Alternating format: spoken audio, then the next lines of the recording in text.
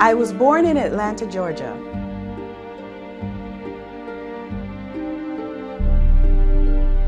I am a child of the U.S. South and a beneficiary of the civil rights movement, including the struggles of Malcolm X and Dr. Martin Luther King Jr. and countless others.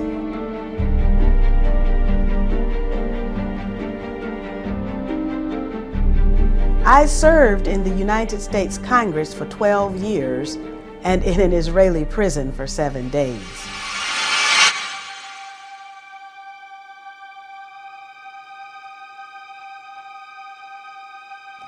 I ran for President of the United States on the Green Party ticket in 2008.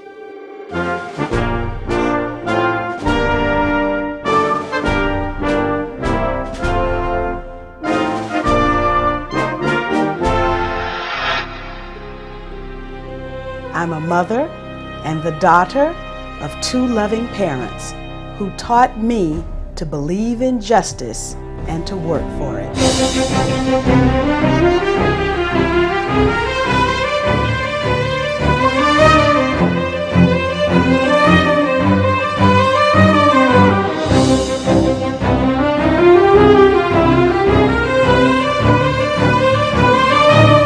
My name is Cynthia McKinney.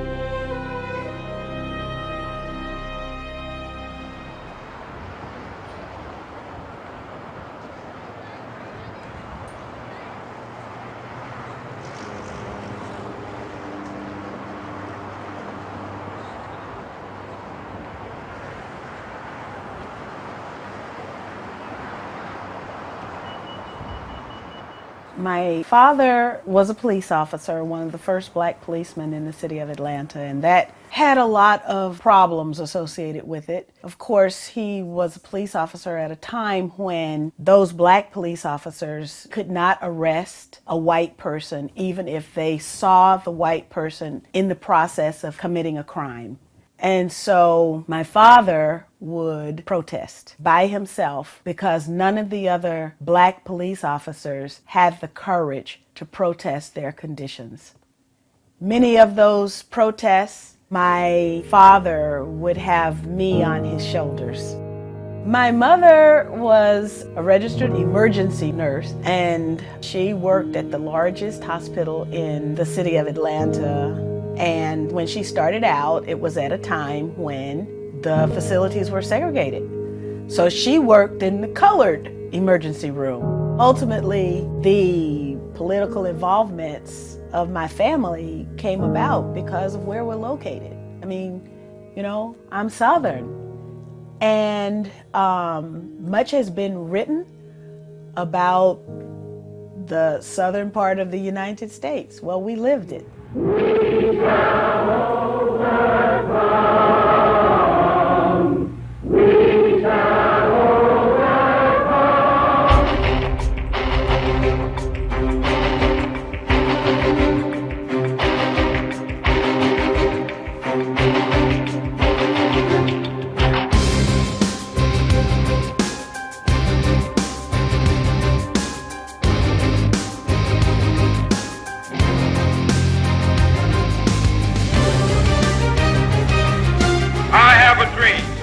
one day, this nation will rise up, live out the true meaning of its creed. In 1988, I ran for the Georgia General Assembly, and I was successful, so I was sworn in. My father was already in the Georgia General Assembly, and we became the first father-daughter legislative team in the history of the United States.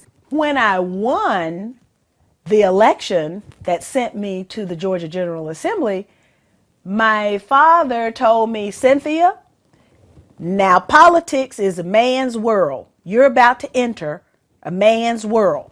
And then he said, but remember this, they put their pants on just like you do.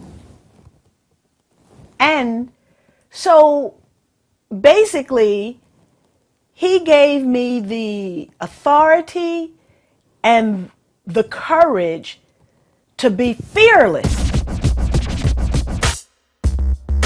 It is up to change Washington, D.C. We have the power to sweep the Congress clean.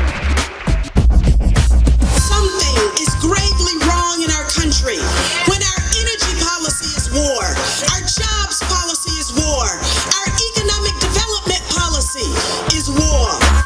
We don't need to send not one more dime and not one more bomb to Israel. There are serious financial management problems at the Pentagon. How much have the taxpayers paid for them? I do expect the written response to my previous question, hopefully by the end of the week. It is unacceptable that we have people sleeping on our streets. I'm not Arab, I'm not Muslim, so why do I care so much about justice in Palestine? My answer is this: I struggle every day for the human rights and dignity of blacks, Latinos, Native Americans, Muslims, Arabs, the poor, and others discriminated against in the United States. After that, then I decided to run for Congress. And in 1992, which was dubbed the Year of the Woman, I decided to run and I won. So I was in Congress from 1993 to 2003. Well, the significant thing that happened is that in 2001, I decided to challenge the Bush administration story on September 11th. That made me a target, and the Democrats and the Republicans, nobody wanted to answer the questions that I was asking, and so therefore I lost.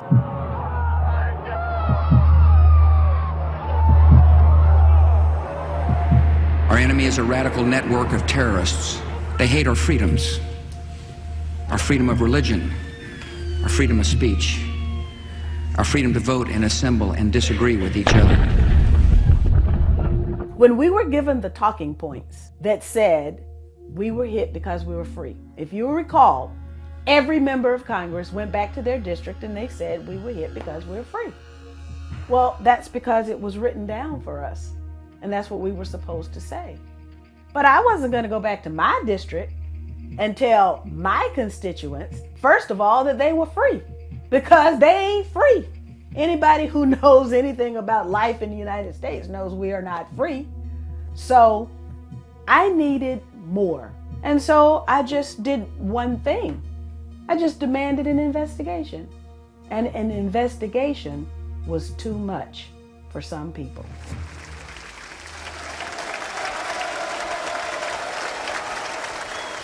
I introduced articles of impeachment against George Bush, Dick Cheney, and Condoleezza Rice. I decided to run for Congress again, so I sat out for 2 years. 2004, I'm back on the ballot, and guess what? I won. So I served again from 2005 to 2007.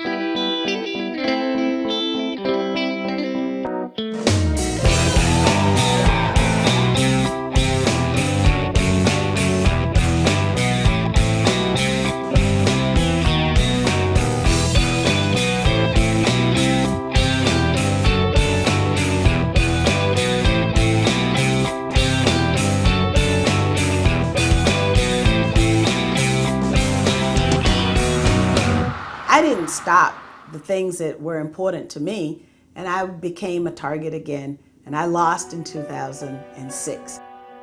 The sad fact is that the pro-Israel lobby is able to amass very quickly large sums of money and make winners out of candidates and make losers out of incumbents.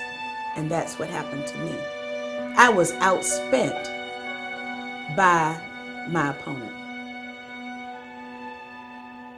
Every member of Congress is expected to go on a trip to Israel. And that trip is sponsored by the American Israel Public Affairs Committee, AIPAC. There was a lot of pressure on me to go to Israel, but because I understood what that would entail, after all, it was AIPAC that had sent me the facts when I was a candidate for Congress.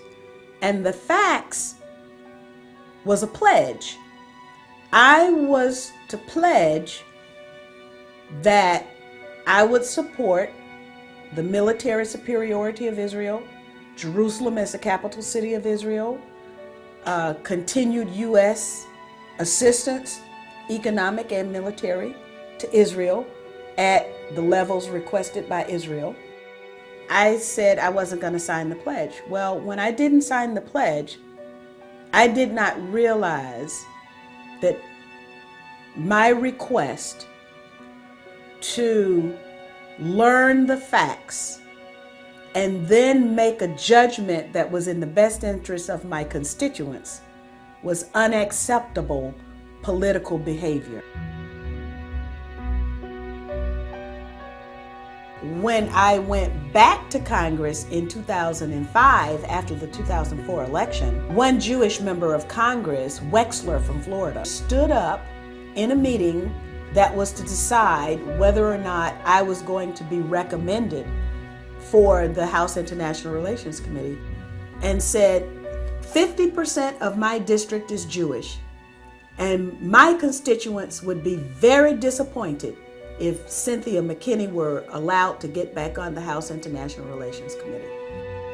Not only have I received support from those organizations that are a part of the Unity Coalition, but I have also received support from individual Jews all over the country who donated to my campaign. Despite the propaganda, they understood that I was for peace and I was for justice.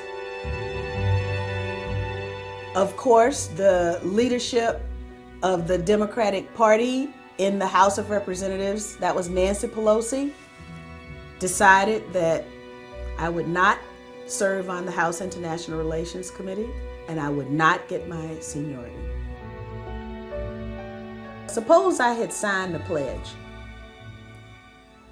Suppose I had remained quiet. Suppose I had experienced Janine as a member of Congress and done nothing. I'd probably still be in Congress. But I couldn't do that.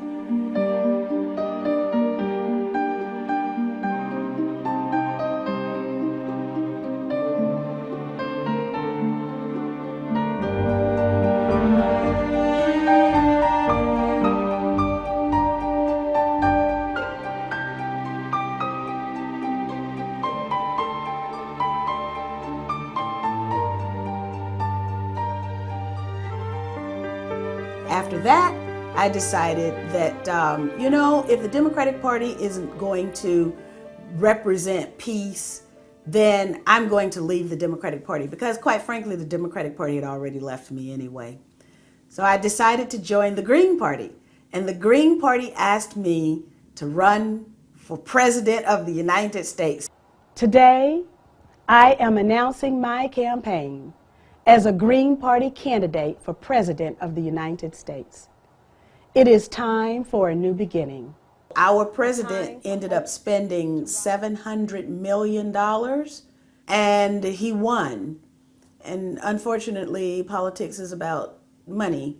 And the Green Party, well, we didn't have very much money, but we had a lot of commitment to making our country a better place, not just for the people who live inside the United States, but also so that our country would be a partner for the advancement of mankind.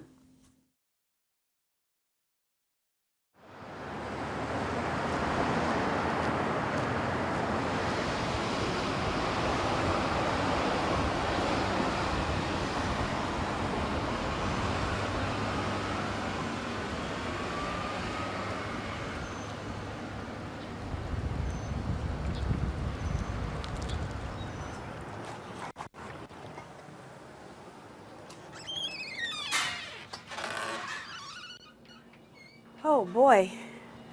Howdy. How's things going? Oh, they're going pretty good. Could I have a peach mango tea, please? You certainly may. A sweet Georgia. All right. Hot in the June heat. Okay. Sweet Georgia tea. One peach mango iced tea. Thanks for the tea, too. All right, no problem. Bye-bye. Bye now.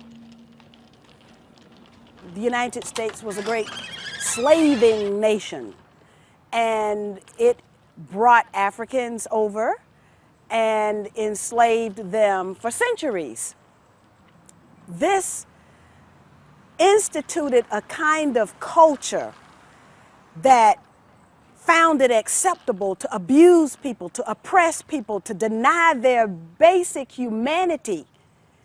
And they've done that with the Native American peoples, with black people. They're doing it now with Latinos, immigrants, Muslims, Arabs, Palestinians, to produce a particular political behavior. And that's what it's really all about. Making sure that people behave politically in a way that is predictable and confined, so that the people really surrender their power to interests that don't really care about them.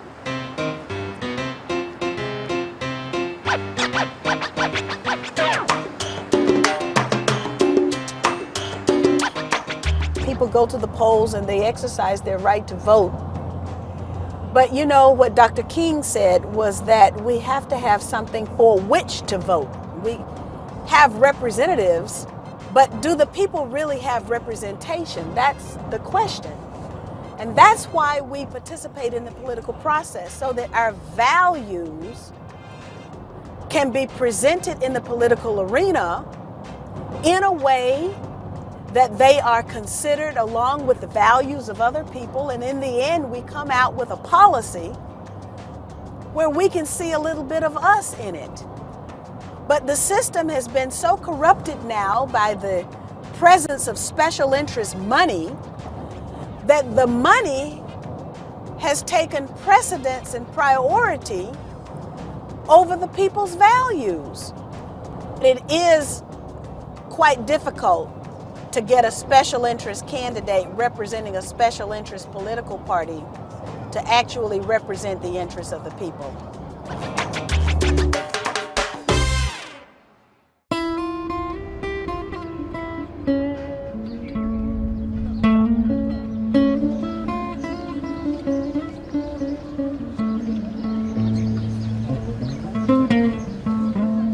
Those women who are there voting yes or no must be able to vote their consciences.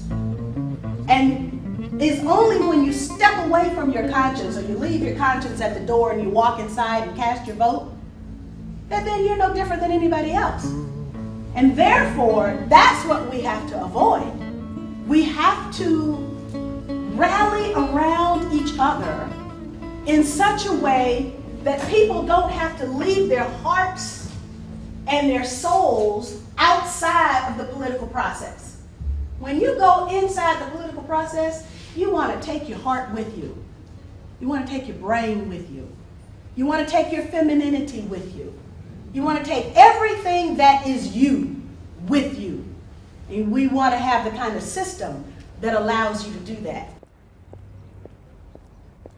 The first time I tried to get to Gaza was in December 2008. I received a phone call on the first day of Operation Cast Lead, which was Israel's assault on Gaza, asking me if I wanted to go to Gaza. And I said, yes, of course.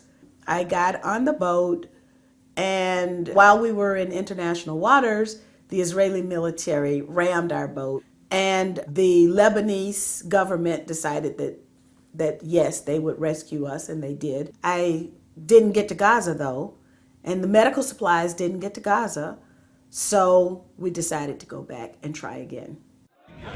We were prevented from entering Gaza by Israeli patrol boats, and our objective was to deliver these medical supplies, about 3 tons of medical supplies, to the hospitals in Gaza. It took the Free Gaza movement 6 months to raise enough money to buy another boat.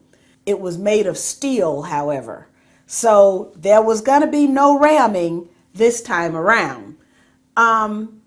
I guess the Israelis kind of knew that, because they didn't try to ram us.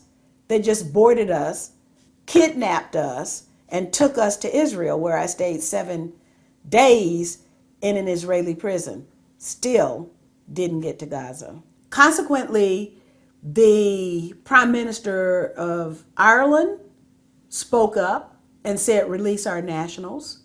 There was a debate in the House of Commons about what had happened to UK nationals, but there was silence from the United States Congress and from our president. We spent the most harrowing night with our first encounter in international waters with the Israelis.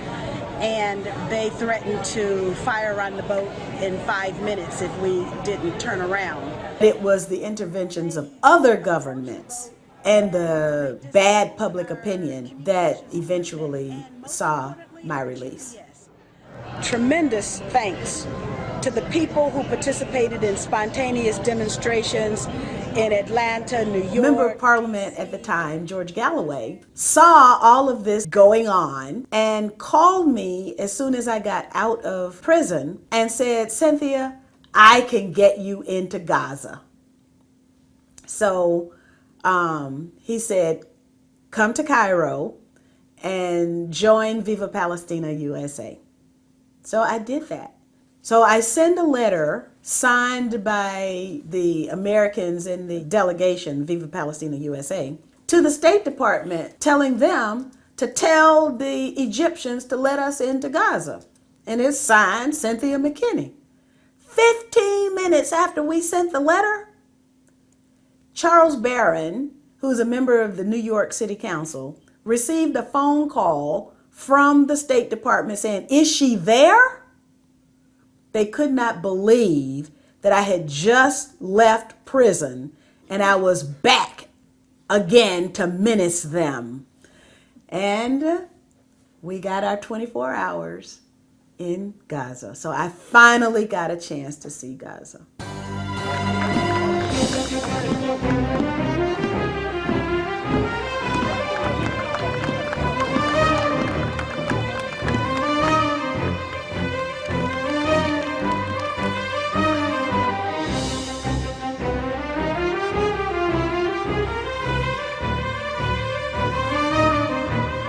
I saw, despite the depleted uranium, the helicopter gunships, the F-16s, the nuclear triad, everything that Israel threw at the people of Palestine, there was love and there was life in Gaza. The spirit of humanity, indomitable.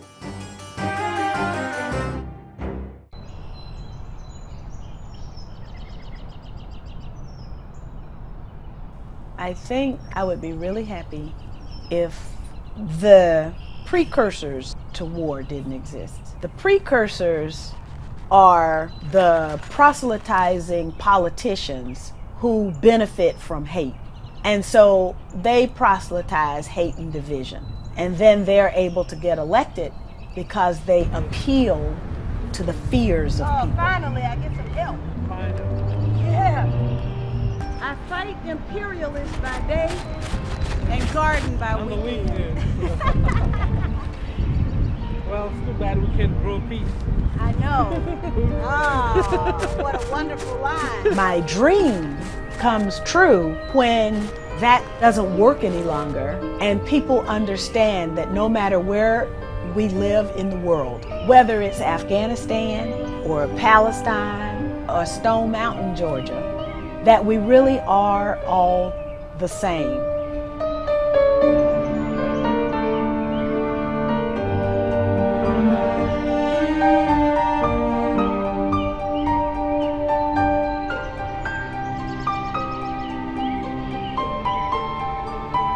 If we respect this planet, there is abundance enough for all of us. We don't have to fight each other if we get to know each other and are willing to share.